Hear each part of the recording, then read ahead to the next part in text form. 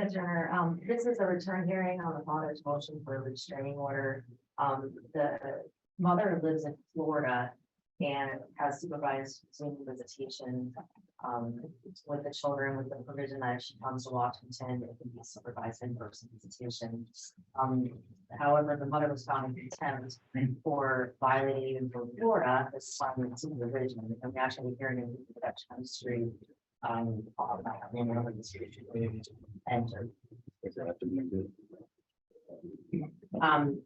and so this restraining order isn't to stop the mother supervised visitation. It's essentially to keep her away from the kids' home and school with the do not disturb provision. The kids are, and I had their ages slightly wrong, they both just had birthdays, they're 16 and 12. Because of the circumstances of the mother's move to Florida at the beginning of the case with the children, an extended trip that basically turned into a move. The kids have a real fear of being taken, and they have a real fear of their mom showing up at the school and trying to get around and provide communication now that she's in person. The father again doesn't disagree about the mother's time occurring, but I think, and Ms. Green can speak to this as well, really as investigating on behalf of the children, that there's just a real concern there by them, and that they are working with Christine Clay to work through some of the issues that they've had because of this case and because of the way that the move to Florida occurred, and that they observed. My client would like this order in place. Not to limit the mother's time, but just to give a sense of a very clear boundary that the mother will not cross. It won't be helpful for the kids if she shows up at the school, if she shows up at their house. I think, Your Honor, her response, which is 332 pages with the attachments, should cause the court concern, and actually sort of supports what my client's concern is as well, which is that instead of acknowledging she may have made a mistake with the contempt issue, and so I think this is a real issue in the case overall, I would say. And then in her response, it shows she basically just feels like this process is unjust, wants the kids stop counseling, wants to move back into the family home here in Washington. I mean, those are her requests in her response.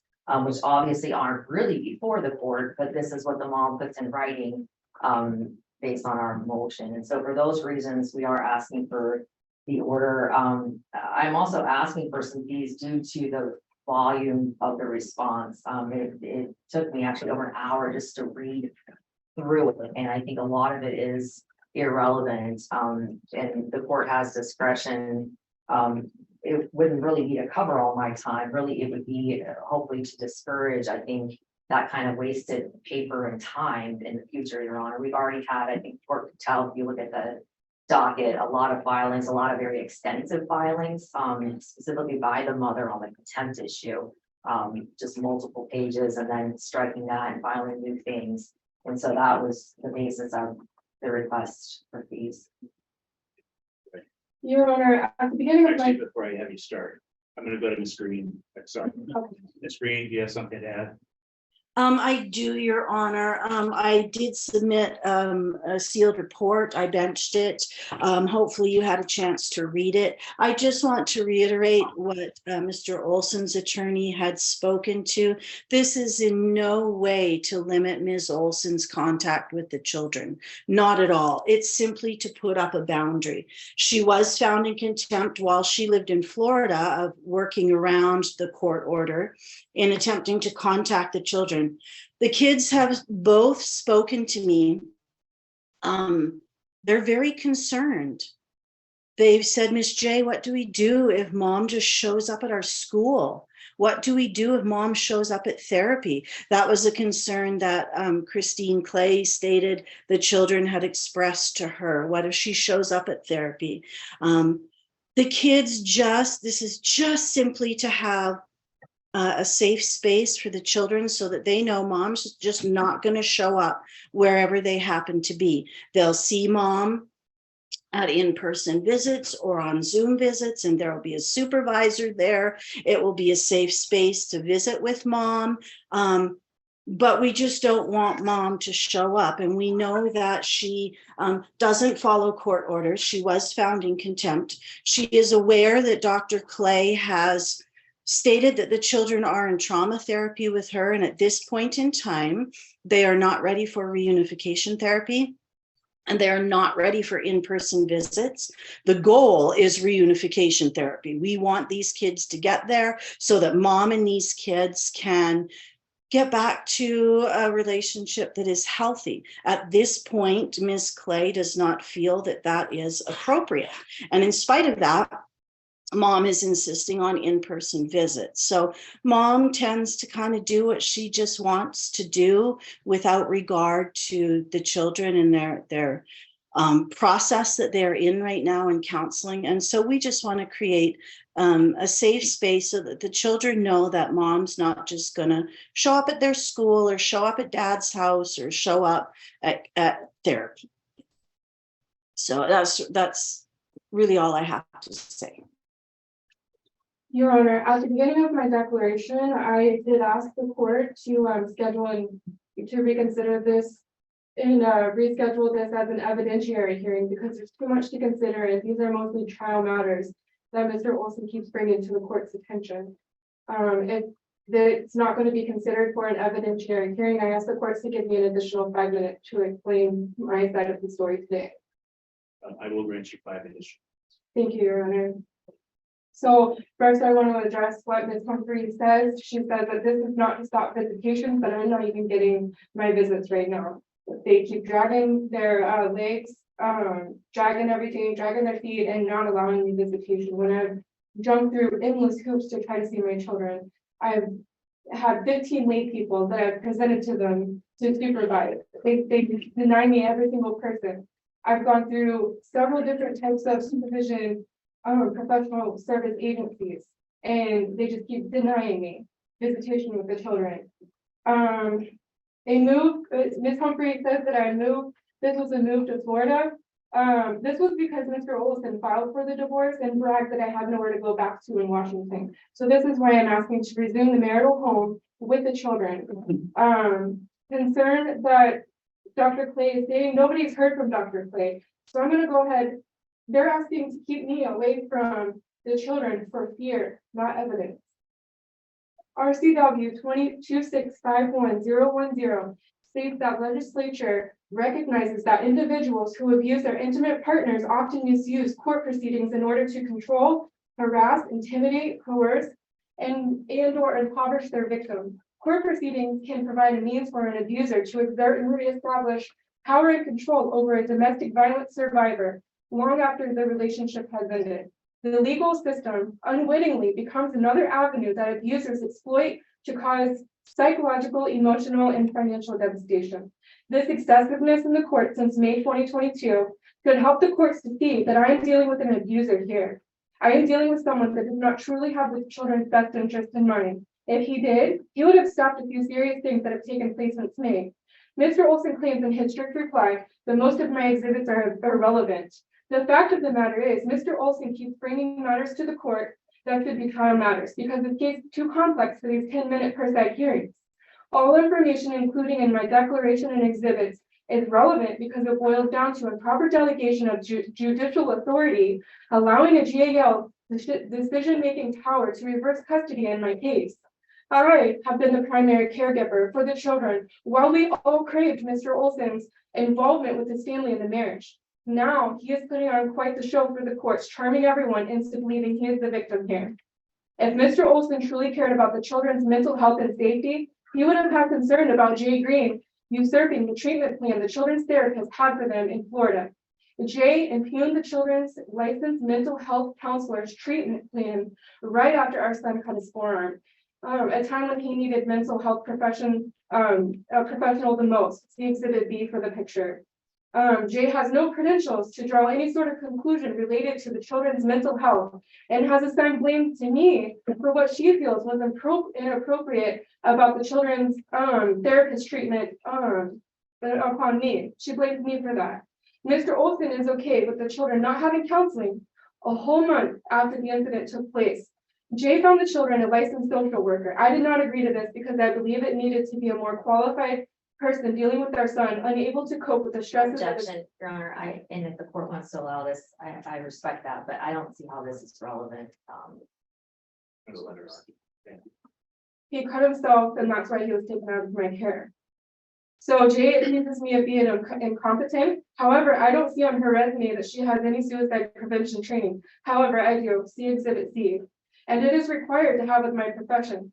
I was not neglectful. I was not minimizing the situation, nor am I incompetent when it comes to these matters because of my profession as a nurse. I deal with suicidal ideation with my patients on a regular basis. The children's counselor was never contacted by Jay to weigh in on this. And Mr. Olson allowed things to escalate because this was all working in his favor. This was a tactical maneuver to give Mr. Olson an advantage in the custody dispute despite putting our son in imminent harm by allowing the GAL to remove therapeutic resources. This information is relevant because this is the reason the children were removed from my home. I was told this was for a cool down period. I acted in good faith and I know, and before I know it, I get a court order saying I now have supervised visitation. Although this order is actually an agreed continuance of trial order, it's buried in there. I absolutely would not have agreed to this because there was no reason for it. Nevertheless, I went along with it because I had no choice. Mr. Olson wouldn't allow his mother to supervise. So now this agreement has turned into a mandatory thing with a professional supervisor. I guess that would be fine too if money was no concern and the resources for a professional supervisor were readily available. However, neither were the case. Let me remind the courts once again that the supervised visitation that Mr. Olson just filed contempt on was for something that I supposedly agreed to, but then turned it into a punishment. I kept in touch with the children from May 3rd to May 23rd. Mr. Olson then sent me an email in Exhibit 7 on May 23rd stating, starting immediately, all phone calls between you and Shannon will be supervised, which means all phone calls will be on speaker in the presence of an adult. To facilitate your visitation, there will need to be a set time in order to make sure the kids are ready and there's an adult present. In the interest of complete clarity, the adults are referring to our mother and father-in-law or a person of their choosing. You are no longer allowed to have unsupervised phone visitation with James and Shannon. Please email me a time that works for you and I will see if it works for them. If you are unable to do this, I will send you a time frame they are available. I sincerely hope that we can work together on this in the best interest of our children. Let me remind you that from May 3rd to May 23rd, I'm contacting the children and nobody tells me I'm disobeying court orders.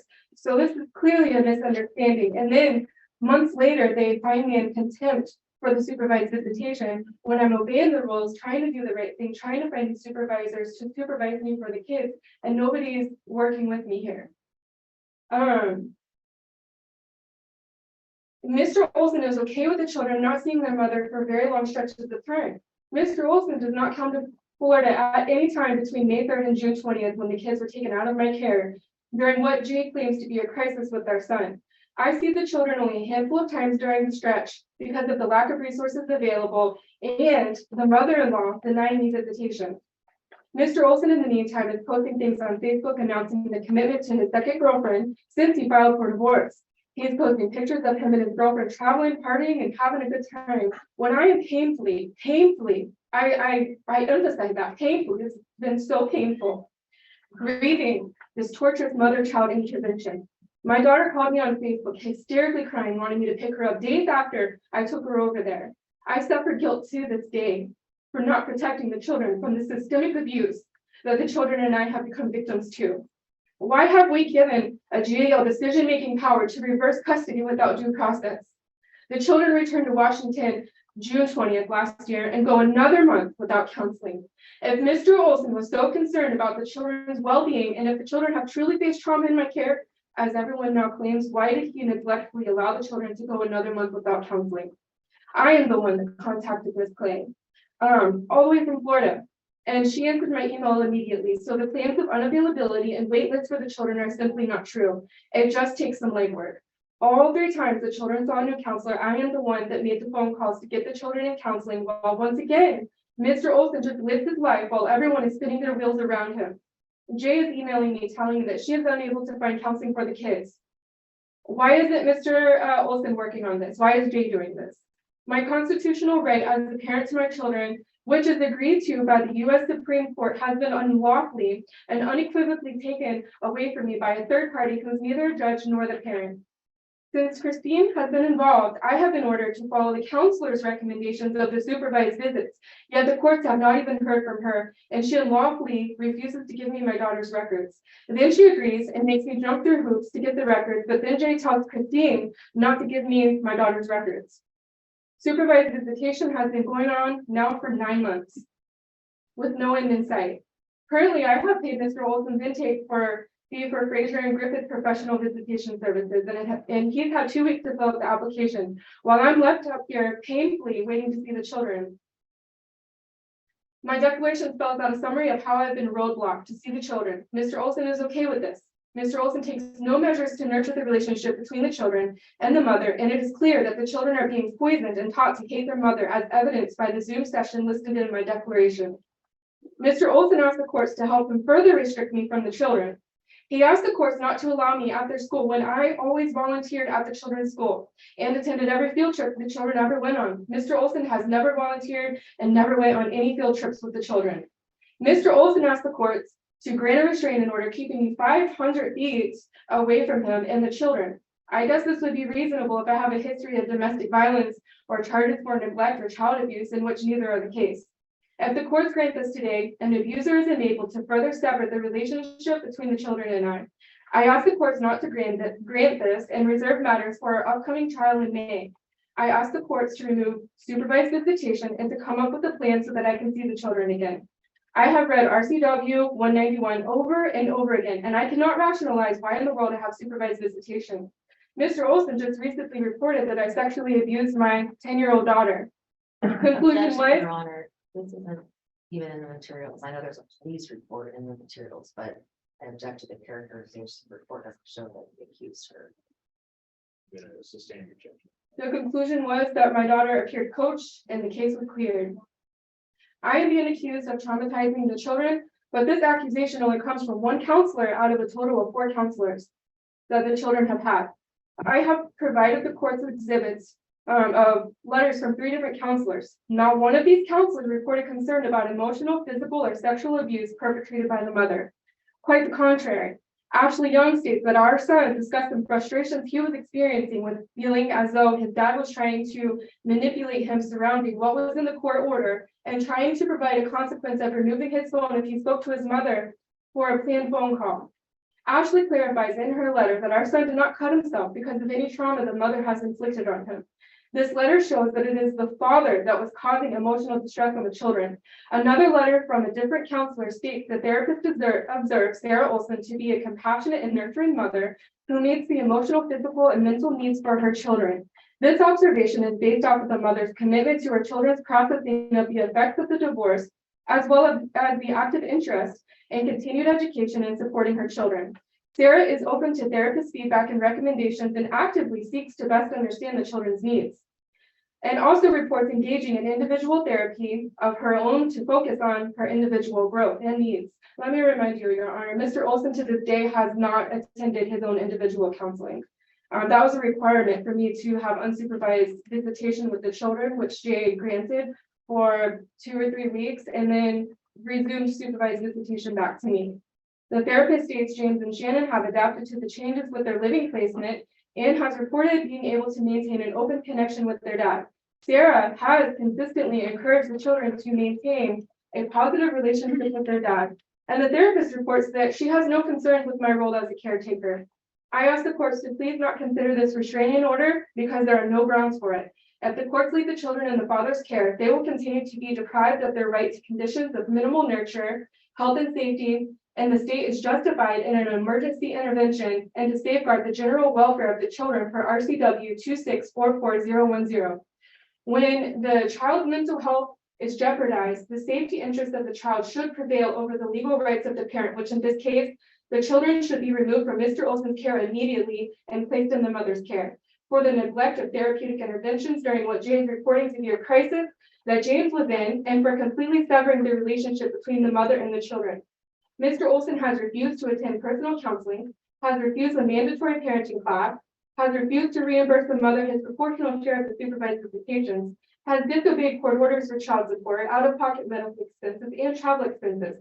He doesn't use our family wizard and refuses to co-parent with me, but wants the court to keep punishing me for what he is unable to do himself. I ask the courts to apply civil rules of evidence, proof, and procedure per RCW 191, and I have nothing further to add, Your Honor. It's not reason anything further. Your Honor, I would just note for the court that, Ms. Olson, she keeps arguing about the supervised visitation. She was actually represented by counsel in May last year when that order was issued. She was represented by Kevin Rundle at the time. And I guess I would just also, let the court know, my client actually did do the intake for the supervised, visitation, and there's been a lot, that I won't go into with that, but Ms. Olson has suggested a lot of different things before we arrived at the current supervisor. And then just finally, Your Honor, with Christine Clay, she says in her recitation that she reached out to Christine Clay, but if you look at what her response is saying now, that Christine Clay isn't telling her what she wants to hear, she wants Christine Clay to be removed. She also refuses to pay Christine Clay. So I guess in total, what I would say, that the court doesn't grant this order, I mean, between the materials and then the argument today, I think it's pretty clear that Ms. Olson would very likely show up at the school or the home for the kids. Your Honor, may I add something? Yes. I've been here for 3 weeks and I haven't showed up anywhere. Well, as I see it, the issue before me today is a restraining order that was requested. As Ms. Humphries indicated, the restraining order would not change the parenting time that you have. It is supervised parenting time. That does not change. It's a matter of you not being able to go certain places. Disturb the peace. I think that from what I've heard and the information that I received and reviewed, that this restraining order is well taken. However, particular restraining order form needs to make sure, and I'm making sure that your previously scheduled supervised parenting time is not changed by this order. Now, you talk about an evidentiary hearing that you would like to have, and I didn't know this, but I guess I didn't look for it, frankly. Is there a trial date set in this matter? Yes. May It's I? May. Well, that's where the evidentiary hearing is. So be prepared for that. But I am going to sign the restraining order as it's proposed to me, but I have included that language in written form of that. This does not affect the previous order. Parenting. Your Honor, can I ask you a question? You may- How will I be able to see my children? That I can't answer to, but that is something that you can work out through the process. Right now, it's supervised, I believe, it's I think Fraser and Griffin are two parents have done the intake too, through, so I think that's the plan. And I then, haven't heard anything about that, so. well, and the prior order gives this green some discretion to work with the supervisor, so I think it'll take this. I hope so. Thank you very much.